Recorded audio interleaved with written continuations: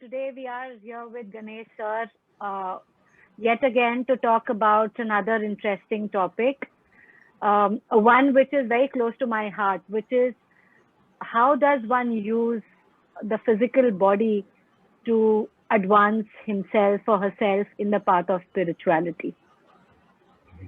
We will hear from him on why is it important to use one's physical body and then also head on to the challenge that GJ's Anahata has been on to for the last month or so.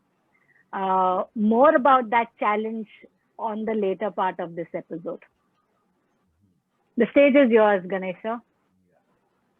So when it comes to the body, why is the body so important? Because this is the body that holds the spirit. It's not just a random statement that somebody made when somebody said your body is a temple, you know.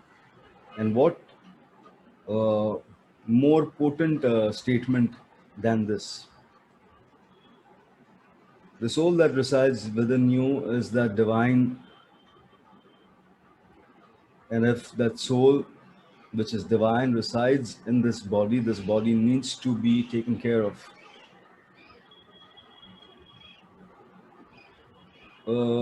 We are all about energies. When we talk about the soul, what is the soul? Soul is again a form of energy that stays here in this body, and this body has certain energies that it works through. So when the body is harnessed, it holds the energy better, it holds the soul, the divine better.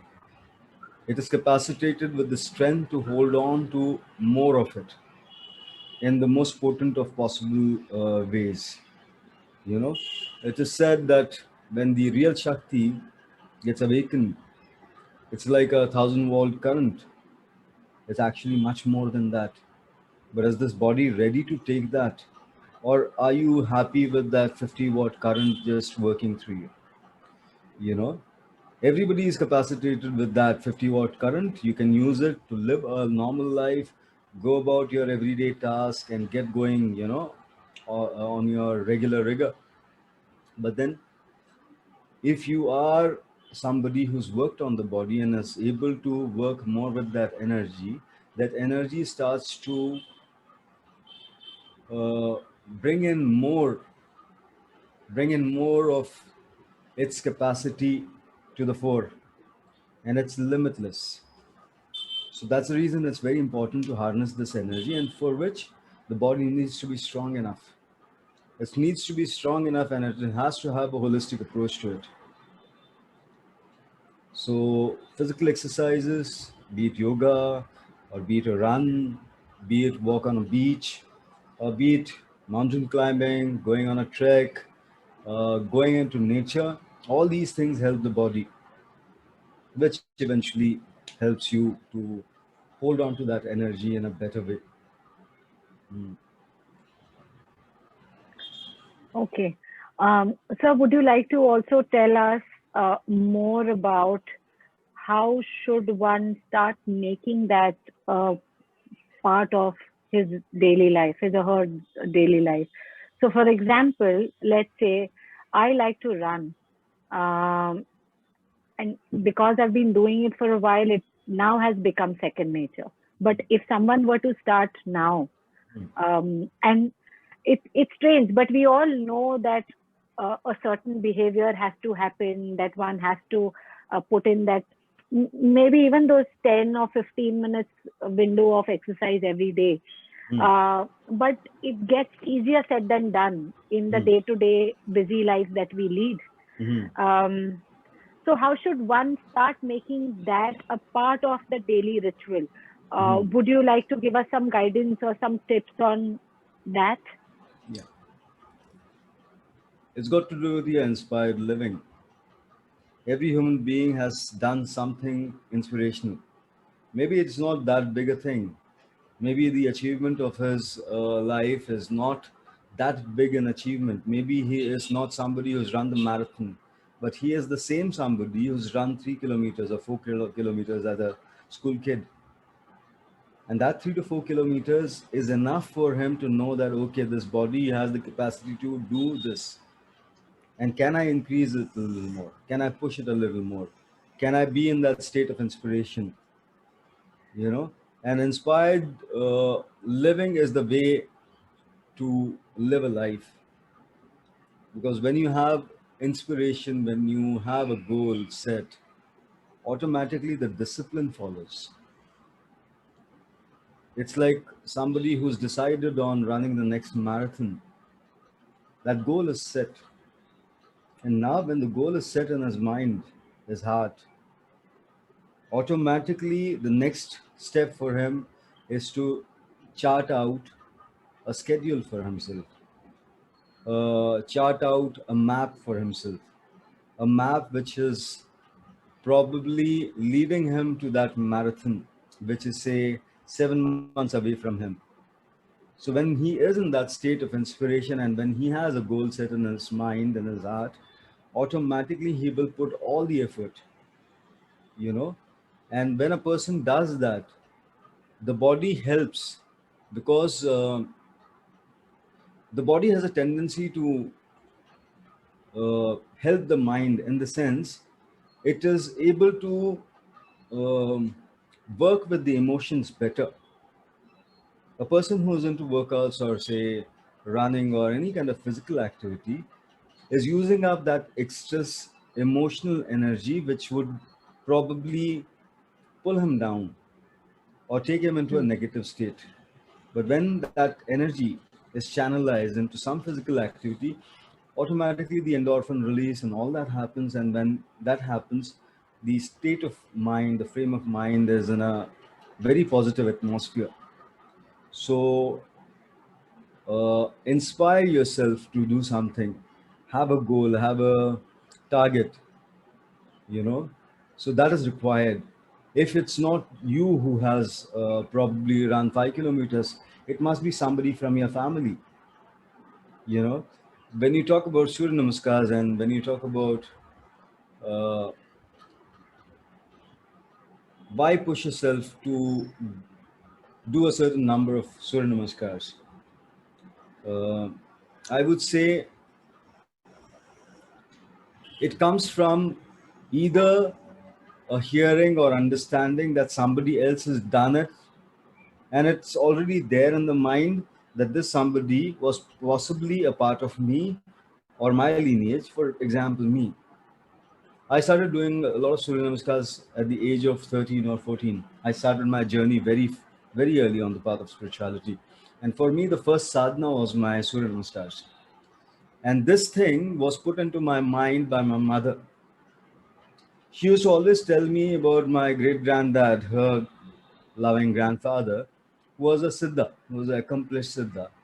And he was somebody who's into Ayurveda.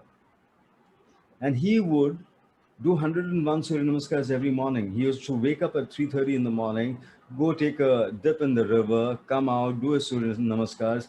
Then he would go to he had a little temple of his. He'd go into the shrine, worship the deity, come out. Then he would pull out his palm leaves and then he would start writing the, you know, the Ayurvedic remedies. So his Surya Namaskars, in a way, was pushed into my mind so much that I started picking up that, you know. So that 101 Surya Namaskar was is already ingrained. So what more? So how far can I stretch it? And then when it came to stretching it further, every day I would probably add a little more of myself to the Surya Namaskars. It was an internal challenge. I did not have a count at that point in time, but it was an internal challenge to break that previous barrier. So that's what I am applying here now. And people need that. People need some kind of inspiration to look up to and feel that, okay, it's a possibility. I'll give you an example. In today's age and time, this present generation, there are lots of kids who are into doing a lot of somersaults and gymnastics and all of that, which was never there in this culture. But now Every TikTok video or anything, any park that you go to, you will find these young kids doing these things. So it's become a culture of sorts. So why not make Surya Namaskar a part of our culture, which it already was. So that's one reason I started pushing people from GG Zanata group to start with Surya Namaskars. The health benefits are definitely there. I push them so that there is a deeper understanding of what Surya Namaskar can probably do. It can harness the energies which are lying latent within, uh, to help them not just remain physically fit, but emotionally strong, mentally strong, and spiritually they can evolve faster. So that was the agenda that I had, and it's really picking up beautifully. You know, when I do 500 Surya Namaskars now, there are people here who are trying to catch up with me. There are young people who are trying to do 100 Surya Namaskars. There is one particular girl who tried doing 300. There is one very close to my heart. She's done 222. So when I see these youngsters also taking Surya Namaskar up so beautifully, they may not find the results now, ASAP. But 3 months down the line, 6 months down the line, this thing becomes a part of their muscle memory. It gets into their gene pool, you know, it gets into that gene pool, and it's like a wave that is being created, and it's a beautiful wave that's being created. Not just one person, the entire family is now doing the Surya Namaskar, which is such a beautiful thing to know. I see the counts of these people, and it's like the entire family is doing a particular number, 200 plus Surya Namaskars, and it fills my heart up, you know. So, yes, you need to be inspired to do all these things. And this inspiration creates a environment which is very positive. In today's age of the pandemic, if people are connecting with GJ Zanata and people are doing all this, it's creating a very happy atmosphere around. The atmosphere of fear is not there. Every morning they look up to that Surya Namaskars, that breath work, you know. So it's a little contribution from my end that really helps me understand the human possibility better. Yeah. So I should actually congratulate you and thank you for starting this wave, as you said. Um, Even I would like to share a personal example. The last time I was talking to you, you asked me to start whatever count that I can do every single day. I have got two members of my family start there in their own way. hmm, I usually post my daily, I mean, I track it on my watch. hmm, I usually post the picture of the number of Surya Namaskars I've done daily hmm, and share it on the family group. And hmm. there are people, my sister has started doing it. Oh, My beautiful. aunt has started Hmm, doing accounts.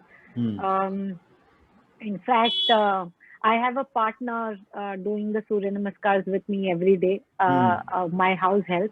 So she beautiful. contributes to my family count every single day. Lovely. And like you rightly said, it has sort of created that snowball effect, one person at a time. And that the way I look at it is the happiness chain that you create, the Yeah, happiness network you create. So yeah. thank you so much for that. Yes, yes, yes. I also wanted to address or probably ask you this point about accountability. Hmm, Because as humans, we all are inspired and motivated hmm, hmm, at a particular moment. hmm, Let's, hmm, for example, say when I spoke to you the last time round, that was a major motivation factor for me to start my own daily practice of Surya Namaskar journey. hmm, But having been involved in some form of exercise for the longest time, I know it is very easy for that motivation to sort of fizzle away. taper down, Hmm, fizzle away, right? And as you get busy in your own things, it's very easy to say, okay, maybe I missed it today, I'll do it tomorrow. mm, mm, mm. So how does one bring in that element of accountability much more? Um, how does one ensure that he puts in, even if it's like one Surya Namaskar, which Mm, probably not even takes like 10 seconds of time, but even if it's that one, yeah. how is it that any member joining this revolution can actually keep going day after day, every single day? When it comes to accountability, nobody is accountable to you and your doing. It's you. It's your prerogative. It's your initiative. It's your self-discipline. It's your motivation. Everything is just purely you. But yes, there are times when there is some kind of inspiration that is needed, and I think I am there to inspire you. Yeah. So I will be doing that. Thank you so much. So, on this note, and this is for the viewers, um, Ganesh sir does Surya Namaskars and often has a Facebook Live going on that one can follow and get inspired from. It's probably easier to see him do it and get inspired and get done with your Surya Namaskar exercises for the day without noticing, without really thinking of, oh my God, I got to do X number of Surya Namaskars today, and I got to keep increasing or keep on increasing that. When you see him doing 500 plus so effortlessly, even if you've set a target for, let's say, for example, 50, you will not realize how you are able to push that to maybe a 55 or a 60. And it doesn't have to be drastically different every day. It could be just adding one Surya Namaskar additionally over your yesterday's count, and you will see in a 30 days time frame, you've sort of moved on to a different level altogether, all by yourself. Yes, yes. That's the reason it's Uh, called breaking barriers. It's a challenge. It's the challenge is called breaking barriers, and every barrier needs to be broken. Every obstacle needs to be removed from your path. And maybe on one day, one particular day, you might fall weak. That's absolutely fine. But you come back strong the next day. The barrier is still there waiting for you. It's not going anywhere. It's you who has to break it. So please break all barriers, mental, physical, emotional, spiritual.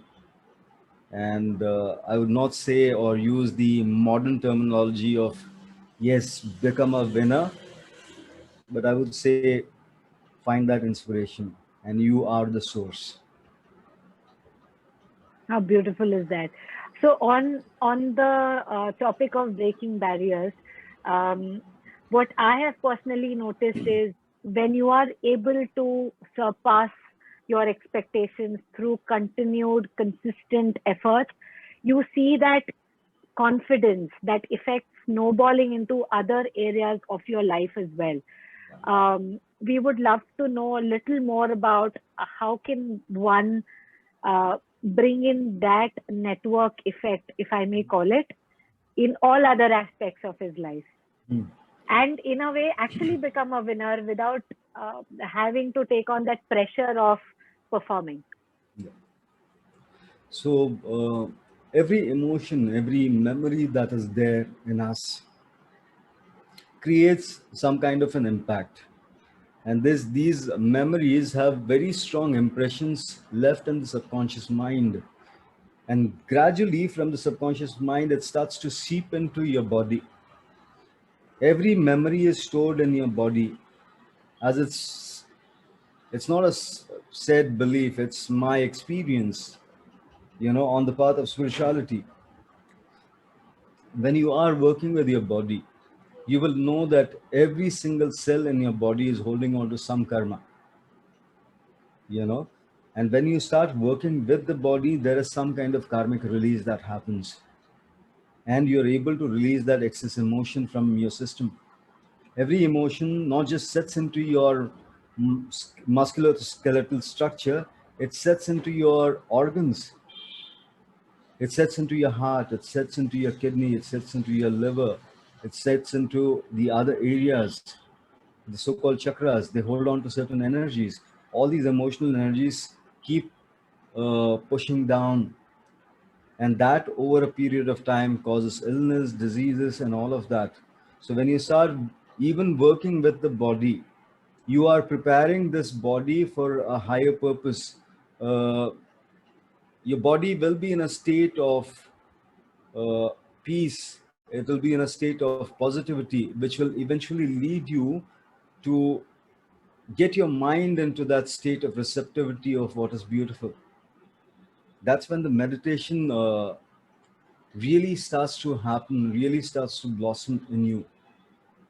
There are different practices in this world where the body is used. The body was never negated. In our tradition, it was Hatha Yoga. Through asanas, people went on to going into deeper states. Likewise, in China, they had Tai Chi, and martial arts has been there all throughout the world.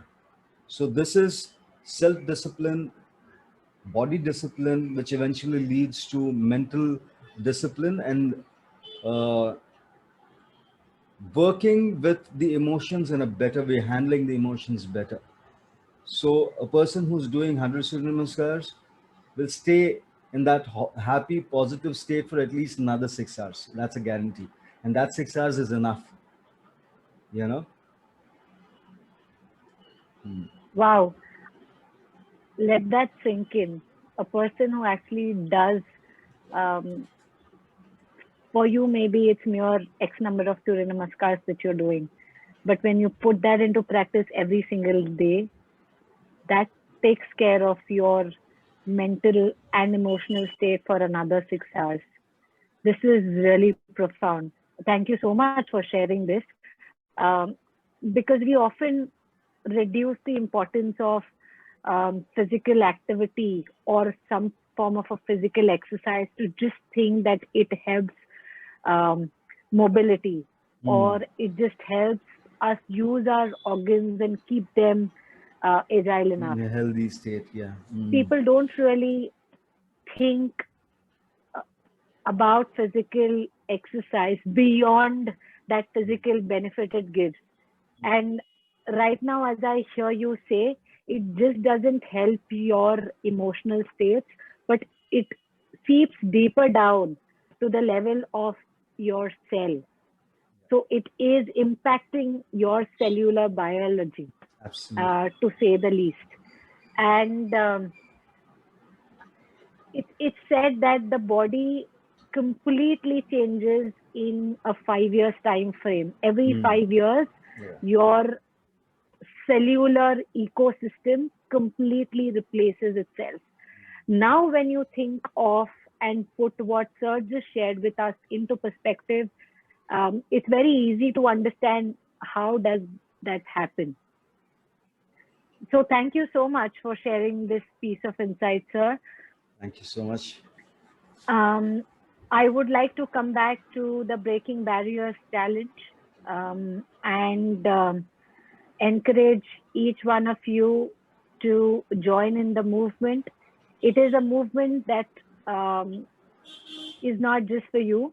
In fact, you become the flag bearer or the motivator in your own families, in your own circle of influences. And if we continue to do this one person at a time, one day at a time, it is surely going to be a positive revolution that we'll all be able to contribute to.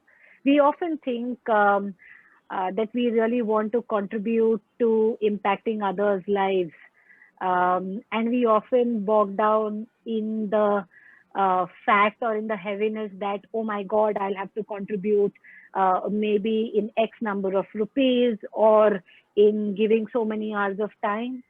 When you actually break it down and think about it, a contribution could start as small as you telling one another person to join you in this movement. And believe me, if you continue on that journey, like Sir was saying a while ago, very soon it will become a revolution, and it is going to get us Indians back to the heritage that we usually tend to forget, or in other civilizations and other cultures that we continue to um, appreciate, it will kind of bring in that sense of pride back in you about your own culture and your own value system. Thank you so much, sir, for your time, your valuable insights, and the continued motivation that you keep giving us.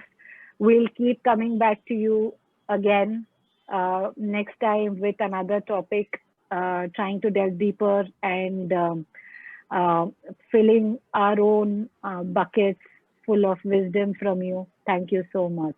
Lots of Aham love. Prema. Om Namah Shivaya. Aham Prema. Aham Prema. Aham Prema.